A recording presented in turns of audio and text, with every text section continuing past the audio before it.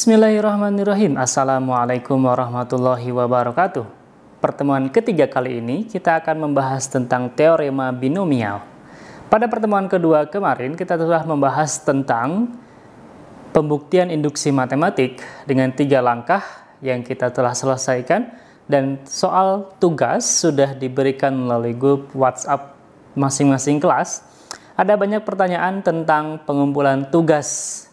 Pada dasarnya, soal yang saya berikan itu adalah untuk melatih pemahaman kalian tentang induksi matematik. Masalah pengumpulannya itu adalah fleksibel, bagaimana nanti instruksi yang kami berikan, kapan pengumpulan, dan akan disediakan melalui LMS.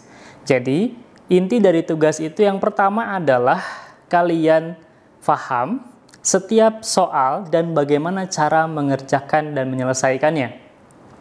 Yang kedua, setelah paham dan yakin, kalian boleh berdiskusi, boleh share dengan teman-teman kalian. Dari beberapa nomor itu ada beberapa mungkin yang tidak bisa dijawab oleh hanya satu orang, maka silahkan share. Setelah di-share baru pahami. Dan setelah itu, baru nanti beberapa waktu kemudian saya akan saya akan simpan menu pengumpulan tugas pada pertemuan-pertemuan tertentu. Jadi, tidak akan saya sebutkan kapan dikumpulkan, tidak akan saya kumpulkan per minggu, tetapi ketika kalian mengisi absen, lalu cek ke bawah ke pertemuan berapa. Jika ada tugas atau perintah pengumpulan tugas, maka kumpulkan. Jika tidak ada pengumpulan tugas, maka berarti masih disimpan. Pastikan semua sudah dikerjakan. Dengan hal itu, maka berarti waktu, tapi tidak mungkin lebih sebentar, atau tidak mungkin lebih cepat daripada 1 minggu. Paling cepat setelah 1 minggu atau sebelum pertemuan berikutnya pasti ada menu pengumpulan tugas. Jadi harap dipahami, yang paling utama adalah bagaimana kalian menyelesaikan masalah yang kami berikan atau soal-soal yang kami berikan, nanti direkap dan juga difahami. Setelah yakin bahwa itu sudah betul atau sudah paham setiap penjawaban dan setiap solusi yang kalian kerjakan, maka silahkan scan dan simpan di laptop masing-masing. Ketika nanti ada pengumpulan tugas atau menu tugas di pertemuan tertentu, maka berarti itu sampai pertemuan yang dimaksud sesuai dengan perintah pada menu LMS. Jadi, setiap deadline nanti akan disampaikan pada menu LMS. Jadi, tidak usah khawatir. Untuk minggu ini tidak ada pengumpulan tugas dulu. Entah minggu depan dan seterusnya. Oke, kita masuk ke pertemuan ketiga, yaitu teorema binomial. Ada materi prasyarat yang harus kalian kuasai dan harus kalian ingat lagi, yaitu yang pertama adalah prasyarat ya, materi prasyarat. Yang pertama adalah tentang faktorial. Faktorial dilambangkan dengan seperti tanda seru, seperti ini. Sering ditulis dengan n faktorial. Definisinya adalah n sama dengan angka ini, dikalikan dengan n-1, dikali dengan n-2, dan seterusnya sampai tinggal dikali 1, dikalikan 1. Oke, sampai dengan dikalikan 1. Yang kedua, definisi yang harus kalian tahu adalah 0 faktorial. 0 faktorial yaitu 1. 1 faktorial berapa? 1. Gitu. Nah, ada yang kritis di sini. Dari mana 0 faktorial sama dengan 1? Tentu seperti yang tadi saya sampaikan bahwa ini adalah definisi. Atau bisa jadi kesepakatan. Ya. Tetapi dari situ ada juga argumen yang bisa kita pakai untuk membuktikan bahwa 0 faktorial sama dengan 1. Seperti ini contohnya. Kita pakai dari 4 faktorial. 4 faktorial itu berarti 4 kali 3 kali 2 kali 1 sama dengan 24. Oke. Kemudian 3 faktorial ini sama dengan 3 kali 2 kali 1. Ini sama dengan 6. Kemudian 2 faktorial ini sama dengan 2 kali 1. Ini 2. Lalu 1 faktorial sama dengan 1.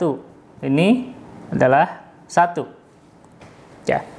Kemudian pengkhususan yang tadi 0 faktorial sama dengan berapa? Titik-titik sama dengan titik-titik. Oke. Ini ada berpola ya. Ini kurang 1, kurang 1, kurang 1 sampai 0. Tentu kalau negatif tidak ada. Semua untuk faktorial ini adalah untuk bilangan non negatif, bulat non negatif, ya, bilangan bulat non negatif. Kita coba runtut dari sini. Ini ke sini ternyata dibagi 4. Oke, polanya ya, kita cari pola, walaupun ini bukan pembuktian tapi ini ada argumen saja. Ini ke sini dibagi berapa? Dibagi 3. Ini ke sini dibagi berapa? Dibagi 2. Oke. Dan kalau melihat pola ini, berarti ini ke sini dibagi berapa? Dibagi 1. 1 adalah 1. Itu hanya sebagai argumen saja. Pada kenyataannya adalah 0 faktorial merupakan kesepakatan. Oke. Ya, ini adalah syarat yang pertama. Materi prasyarat yang pertama sebelum kita masuk kepada teorema binomial. Materi prasyarat yang kedua adalah tentang kombinasi.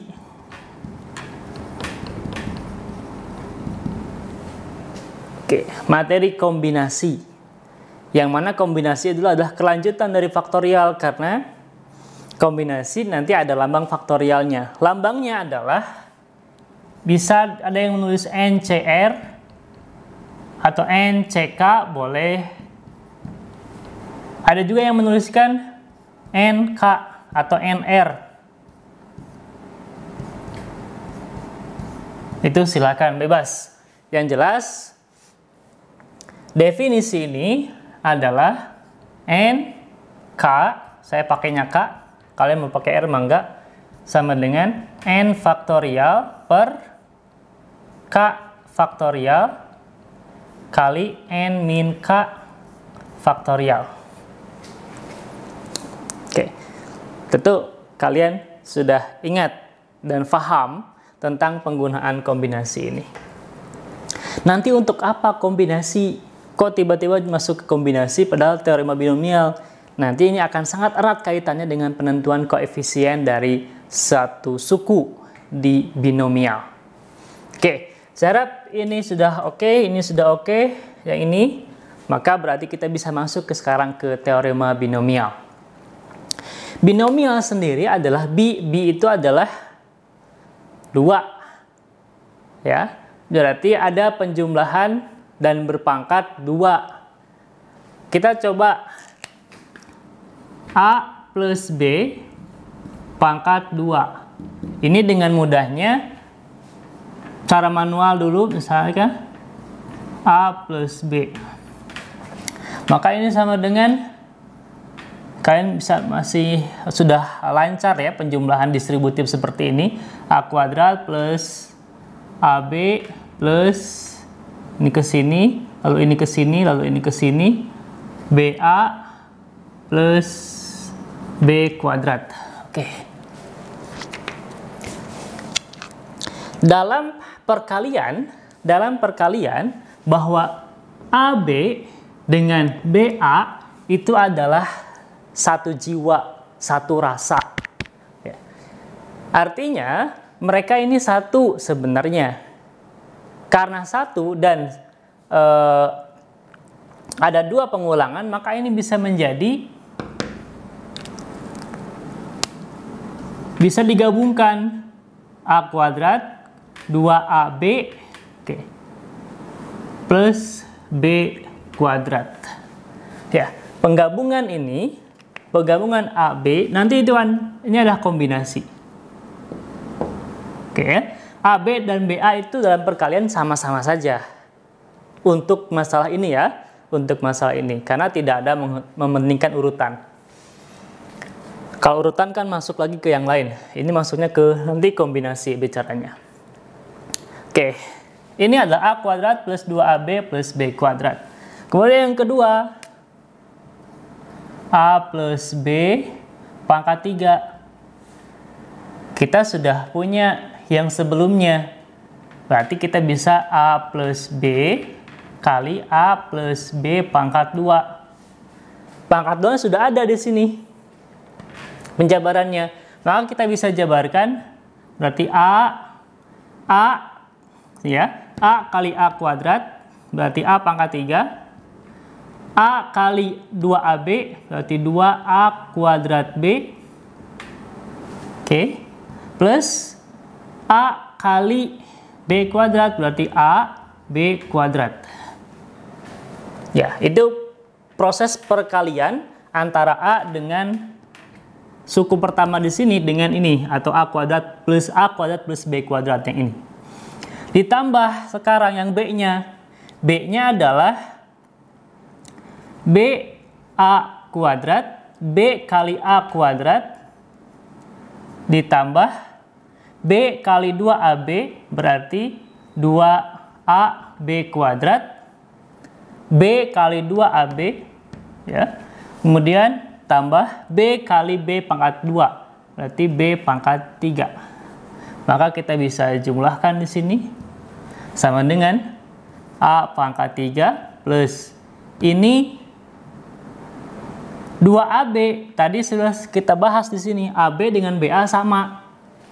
Di sini A kuadrat B dengan BA kuadrat berarti sama juga. Karena kombinasi perkalian dengan sukunya sama, maka dianggap sama. Berarti ini jadi 3A kuadrat B. Plus ini juga AB kuadrat. Ini 1, ini 2. Jadi 3AB kuadrat plus B pangkat 3. Oke. Ini adalah perluasan suku dari A plus B pangkat 3. Perluasannya ini. Perluasan suku dari A plus B pangkat 3 yaitu A pangkat 3 ditambah 3A kuadrat B ditambah 3A B kuadrat ditambah B pangkat 3. Satu lagi, misalnya dengan 4. A plus B pangkat 4. Dengan cara yang sama seperti ini, kita kalikan A plus B dengan A plus B pangkat 3. Pangkat 3-nya yang ini kita bisa pakai. Berarti kita bisa uraikan sekarang A dulu. A dengan A pangkat 3 berarti A pangkat 4. A dengan 3A kuadrat B berarti 3A pangkat 3B tambah A dengan 3AB kuadrat berarti 3A kuadrat B kuadrat. A kali B pangkat 3 berarti A B pangkat 3. Itu yang A. Sekarang yang B-nya di bawah boleh seperti yang tadi di sini.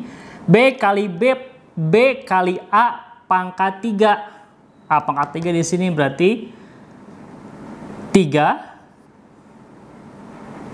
B A pangkat 3. B berarti 3 A pangkat 2 B pangkat 2. Oke. Plus B. Oh sorry, saya ulangi, kelewat. B kali A pangkat 3. B kali A pangkat 3 berarti A pangkat 3 B tambah sekarang B kali 3A kuadrat B berarti 3A kuadrat B kuadrat. B kali 3AB kuadrat berarti 3A B pangkat 3. B kali B pangkat 3 berarti B pangkat 4. Kita bisa jumlahkan seperti yang langkah di pangkat ketiga, maka ini menjadi A pangkat 4 plus 3A kuadrat B. Ini jadi 3A kuadrat B, berarti 4A pangkat 3 B. 3 tambah 1 ya. Ini juga sama, 3 tambah 3, sukunya sama, berarti 6A pangkat 2 B pangkat 2. Tambah ini 1, ini 3, berarti 4A B pangkat 3 tambah B pangkat 4. Tambah B pangkat 4. Ya. Ini adalah contoh perluasan biasa. Kita belum masuk teorema binomialnya. Penjumlahan biasa dengan perkalian distributif antara A plus B pangkat 4, kemudian dipecah dari atas. Kita coba bisa melihat, ini adalah, kalau ditambahkan ini 1, koefisiennya, ini 2, ini 1. Ini juga kalau ditambahkan koefisien, ini adalah 1, ini 3, ini 3, ini 1. Kemudian yang ini juga sama, ini 1, ini 4, 6, 4, 1. Oke. Itu adalah koefisiennya. Oke, silahkan diperhatikan terlebih dahulu. Di pause kalau memang butuh waktu lebih untuk memahaminya. Oke. Bagaimana dengan 5? 5 juga sama. Anda bisa mencoba yang kelima. A plus B pangkat 5. Berarti ini sama dengan A plus B dengan A plus B pangkat 4. Nanti tinggal ini ke sini, A dengan ini, A dengan ini, A dengan ini, terus seperti itu, lalu dengan dijumlahkan dengan B. B dengan ini pasang-pasangkan, jumlahkan, silahkan dicoba sendiri. Oke. Silahkan lanjutkan yang ini, nanti kalian akan mendapatkan perluasan suku yang baru. Ya, kita lanjutkan dengan jika ditulis secara singkat. Jika ini kan penguraian ya, jelas detailnya.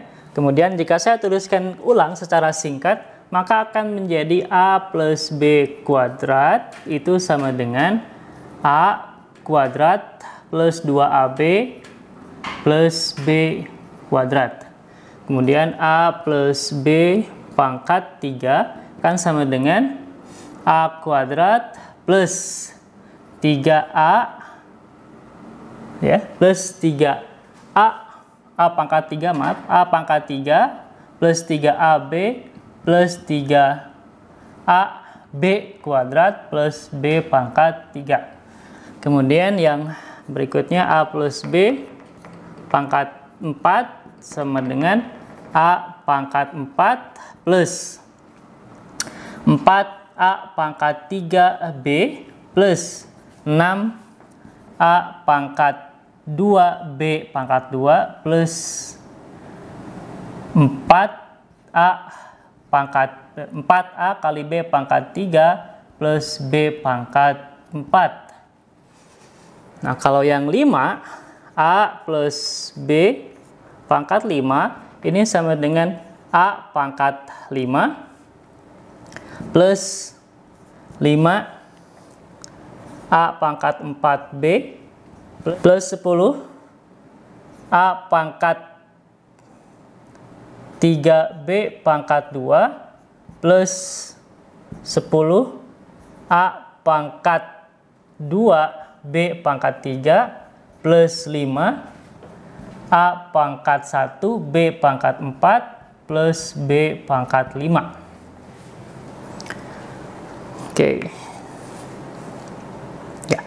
Ini pangkat 5. 1 koefisiennya kita lihat 1, 5, 10, 10, 5B 1, 4, 6, 4, 1 1, 3, 3, 1 1, 2, 1. Kalau diteruskan makin banyak ke bawahnya, makin panjang ya. Nah, berikutnya adalah ternyata kalau kita mulai dari atas, kita tambahkan di atas sukunya A plus B pangkat 1, ini akan menjadi A plus B. Oke. Dan kalau kita naik lagi pangkatnya, karena N itu kan bilangan non negatif, tadi saya sampaikan ya, bilangan bulat non negatif, maka berarti bisa A plus B pangkat 0. Ternyata ini hasilnya 1. Dan kalau dirunut dari atas, 1 jadi 2 suku, ini pangkatnya 0 jadi 1 suku, pangkatnya 1 jadi 2 suku, pangkatnya 2 jadi 3 suku. Suku itu kan yang ini ya, hal-hal yang berbeda yang tidak bisa digabungkan lagi, sudah sederhana. Pangkatnya 3 jadi 4 suku, 1, 2, 3, 4. Pangkatnya 4 jadi 5 suku, 1, 2, 3, 4, 5. Pangkatnya 5 jadi 6 suku, 1, 2, 3, 4, 5, 6. Maka kesimpulan berikutnya, generalisasinya, kalau pangkatnya A plus B pangkat 6, maka jumlah sukunya ada 7. Ya, selalu lebih dari 1. Selalu lebih 1 daripada N-nya, pangkatnya. Kalau kita ambil koefisien-koefisiennya saja, kita bisa narik. Kita ambil koefisien-koefisiennya saja. Dari atas ini 1, kemudian 2, ini 1, yang ini koefisiennya 1, ini 1, 1, yang ini. Kemudian yang ini 1, 2, 1, yang ini 1, 3, 3, 1, yang ini 1, 4, 6, 4, 1, yang ini 1, 5, kemudian 10, 10, 5, 1. Dan kau teruskan lagi, ini akan lebih mudah lagi. 1, 6, 15, 20, 15, 6, 1. Terus suku yang ini pangkat 6, pangkat 7 berarti koefisiennya ya. Ini 1, 7, 21, 35, kemudian 35, 21, 7, 1, dan seterusnya. Sampai pangkat terhingga semakin tinggi semakin lebar. Sehingga ini disebut dengan segitiga Pascal. Oke, segitiga Pascal ini ternyata bersifat simetris. Bersifat simetris maksudnya apa? Kalau kita tarik garis tengah, maka nilainya akan selalu sama.